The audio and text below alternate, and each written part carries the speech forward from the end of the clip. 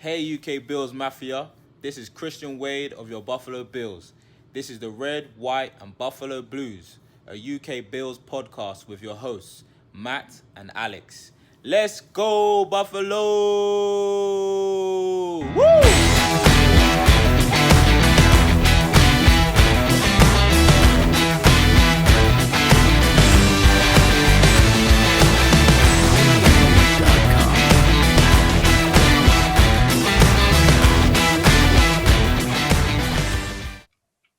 Hello and welcome to a special episode of the Red, White and Buffalo Blues, a UK Bills podcast, Bills news with a UK twist. We are previewing the Indianapolis Colts visit to the Buffalo Bills, and we are joined here by Harrison from the Colts UK. Harrison, thank you for joining myself and Alex on the show. Pleasure. It's always fun meeting new fans, especially lads who you can have a bit of banter with about before and after the game. You know, I'll sulk if we lose and I'll have a bit of a whinge, and my girlfriend will probably fall out for me because I'll be that sulky. But oh no, once it's settled, you know, it's good to have a bit of a laugh about it. Yeah. Well, Val actually got does more banter than me apparently.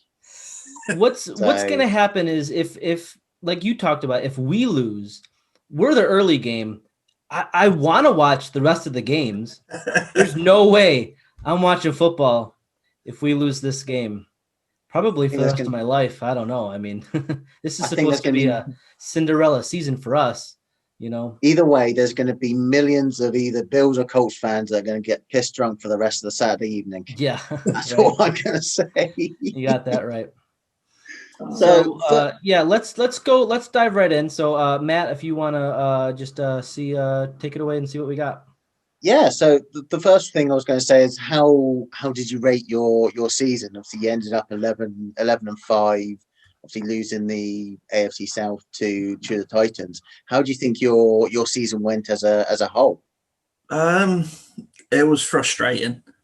You watch a lot of our games. If you know, I know you guys probably don't care about the Colts unless it's this Saturday. So for Colts fans, you know, we lost the first week to the Jags, which was their only win. We nearly bottled it in the last week of the season.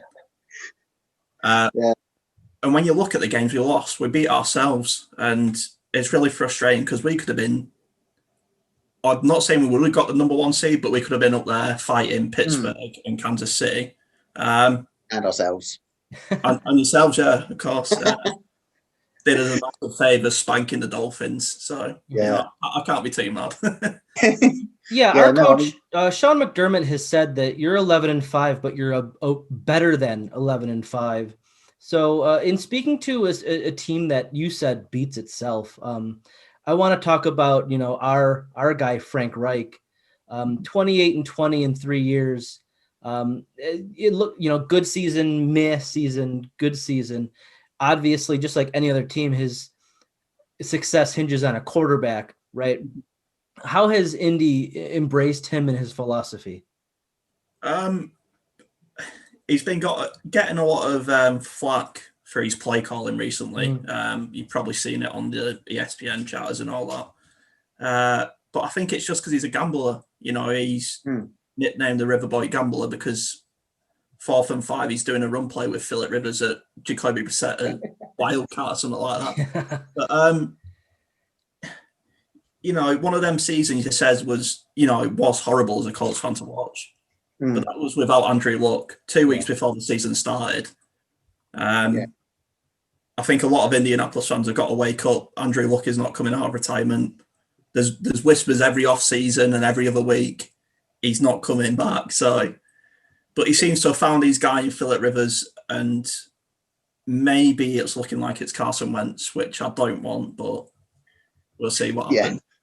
Yeah, I'll stick with Brissett over Wentz, to be honest. Really? With that one.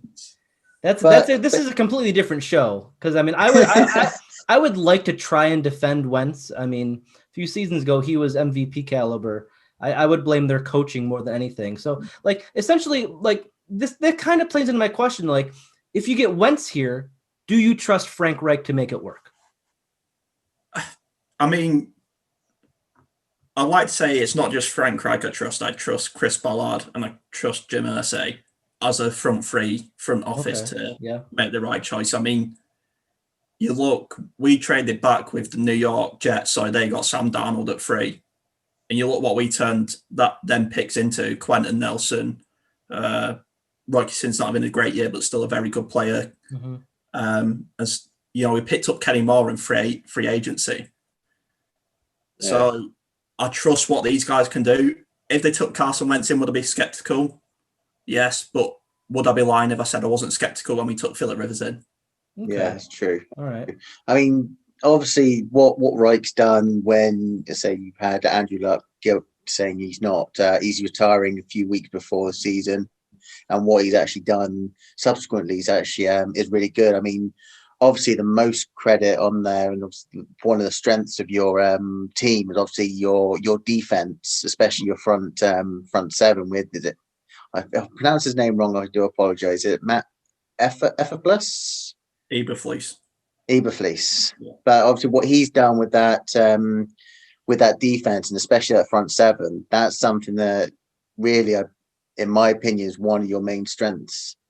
Well, listen, from me looking outwards, obviously, I don't know what it's like. If you agree with that opinion or not. Matt Eberflus is one of the most frustrating coordinators in the game. Oof. And it's me picking him up. And that, you know, as UK Colts fans and other Colts fans who watch my stuff will know, I'm not his biggest fan by any means. I mean, you look at the Pittsburgh game, we should have never lost that game. Yeah. And what annoys me about him, you look at our, like you say, front seven: Leonard, DeForest Buckner, Justin Houston, Teray. You plethora of talent on that front seven. And then you got great run blitzers like Kenny Moore and Kerry Willis and Julian Blackman. And we only rushed 4 ever. And we seem to run into this habit. So I don't know if you watched any of the Colts Jags game.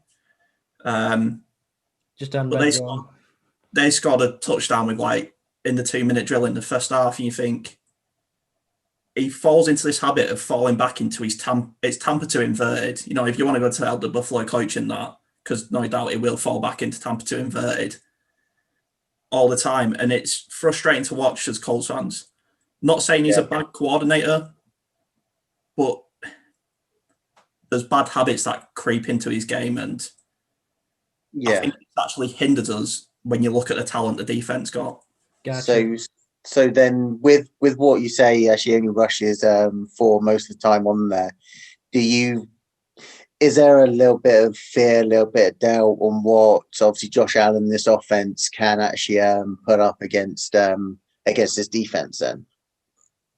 Josh Allen is a fantastic quarterback. He's proved me wrong, because a couple of years ago, and even up to this year, really, I was saying, is he any good?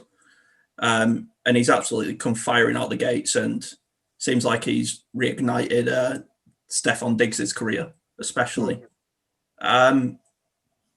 But where you will beat us is zone coverage, because we tend to not play man coverage. We stick in zone, and we're a bend, don't break team. And you give Josh Allen, because although we were rushing 4 great guys, them 4 great guys are not going to break through every time.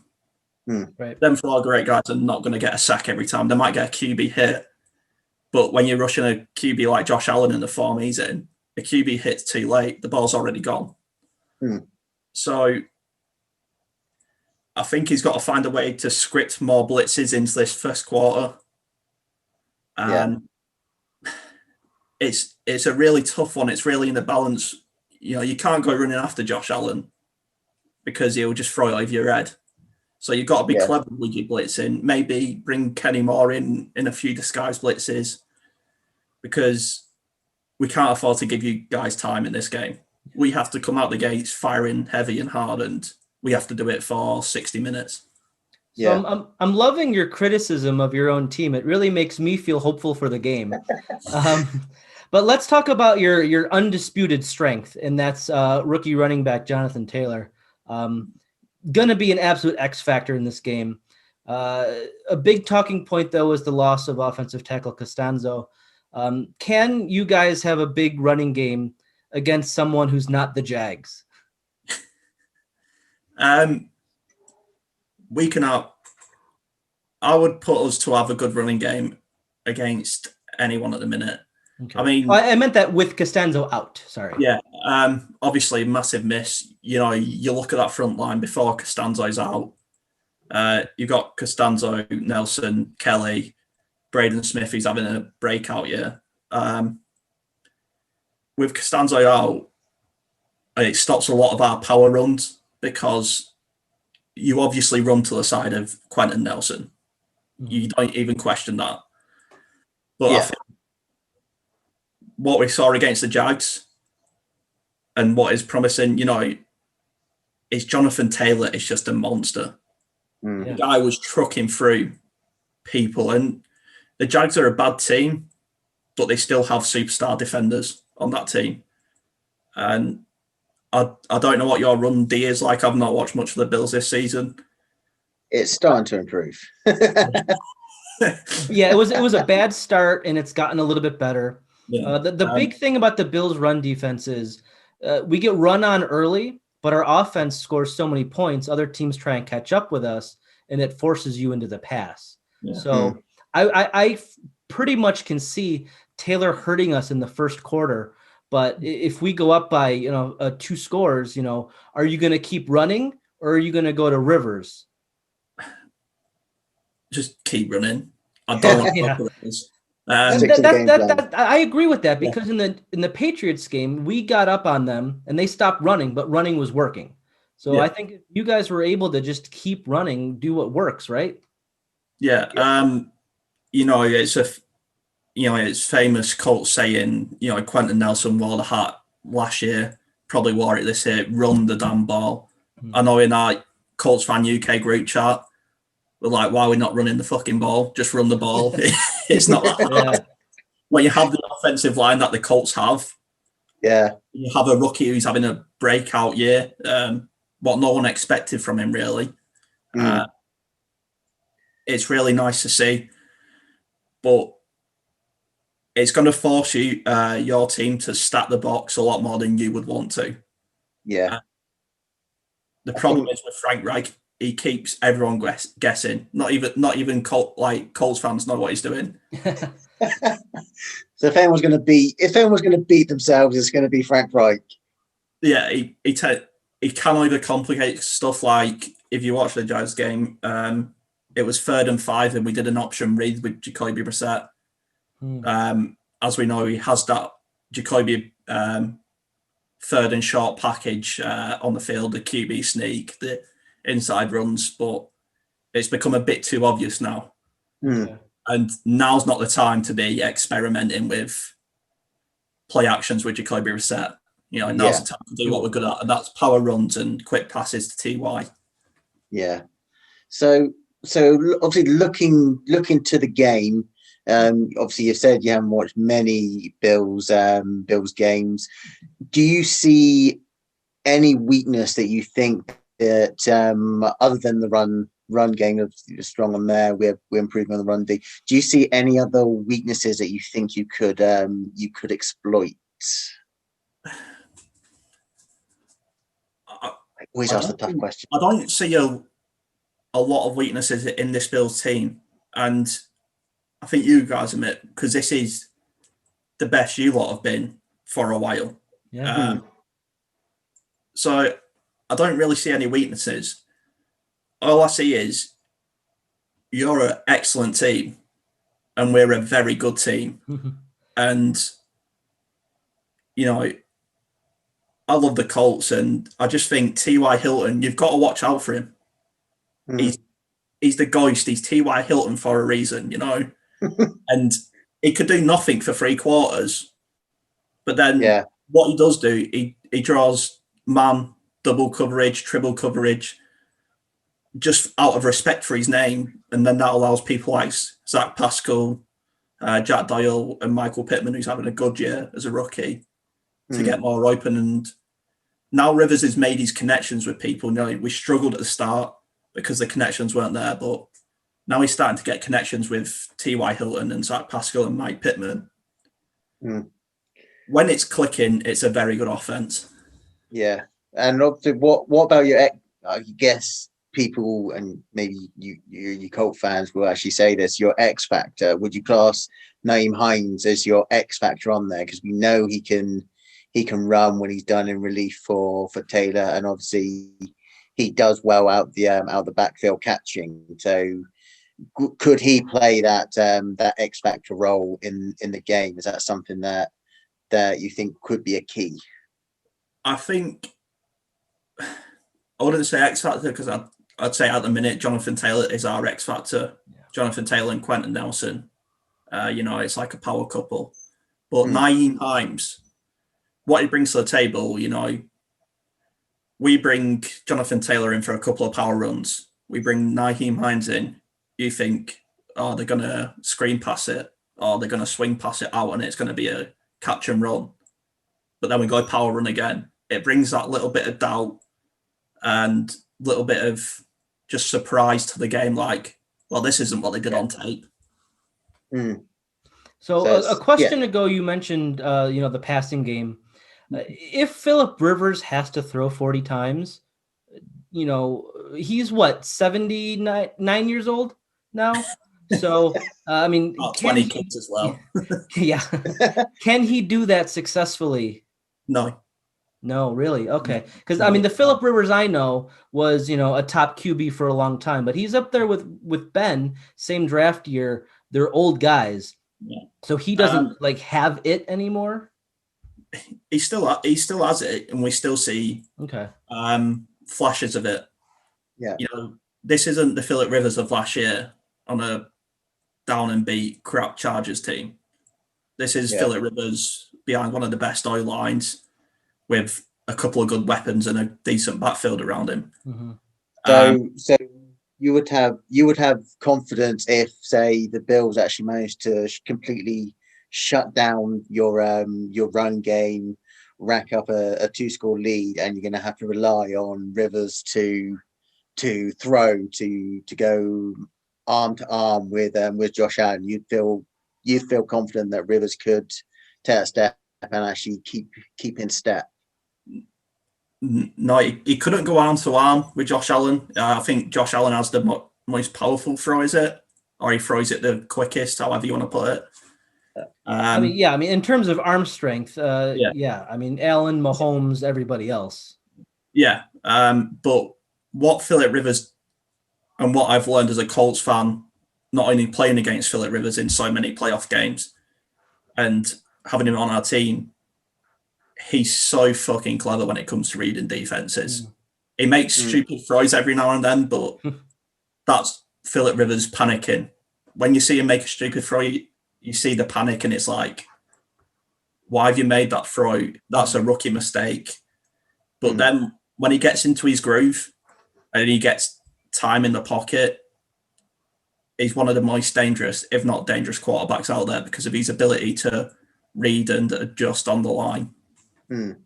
Yeah, I think obviously I guess there's no real worries about his delivery, because obviously he has a very unorthodox throwing motion, doesn't he?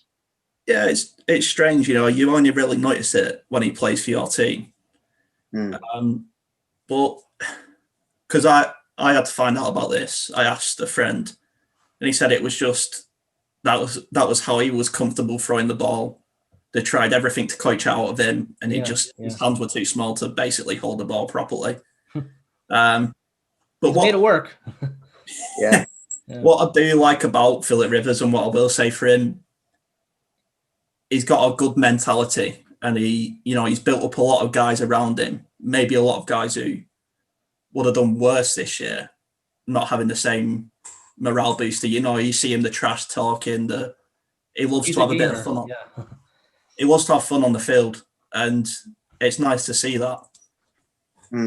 Yeah, I think that's the idea. I mean, the game Saturday is going to be, in probably my opinion, probably going to be one of the better games there, and especially for an early start. I think it's going to be one of the games of this super wild card weekend, because you've got the offense of the Bills, which is rolling, and we've seen that for the last few weeks. You've got a very good running rushing attack and a solid defense from the Colts. So it's going to be a really good game of chess. And so just want to get your final opinions on that, and your and what you predict will happen.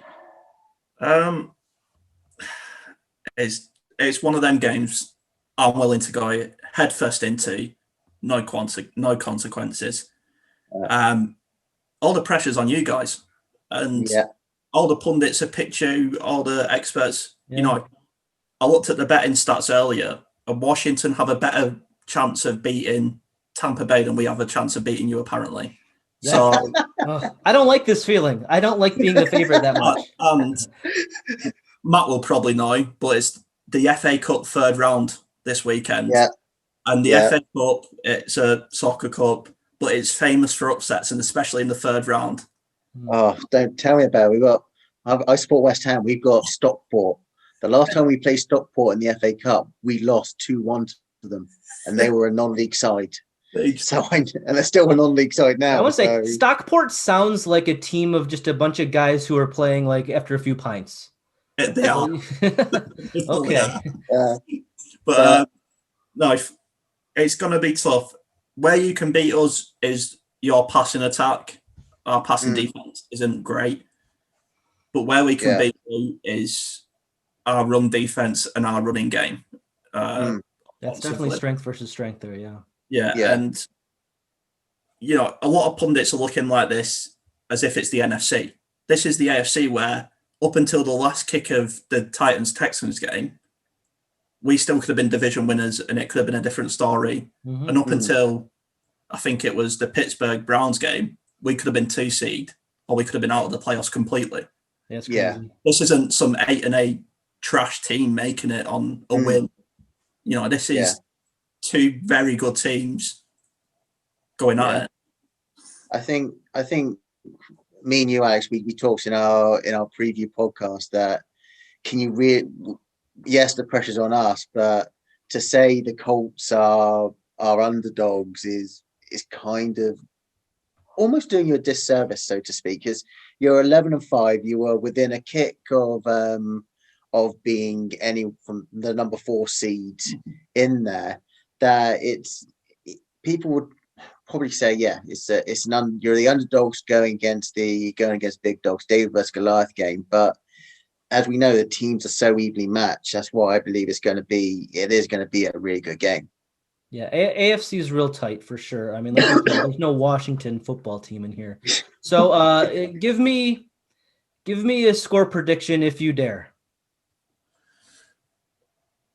27-24 Colts. Rodrigo Blankenship game-winning field kick from 49. Hey, I respect the goggles. All right, I do. Yeah, I do. Yeah. Okay. We'll write that down. We'll have that written down. I actually write it down. What do we need to write anything down for? We're recording this. Well, just in case you forget to go back on it. But no. All right. Thank you, Harrison, for joining us. Obviously, where can people find you to have obviously the friendly banter and obviously rub it in when the Bills eventually beat the Colts?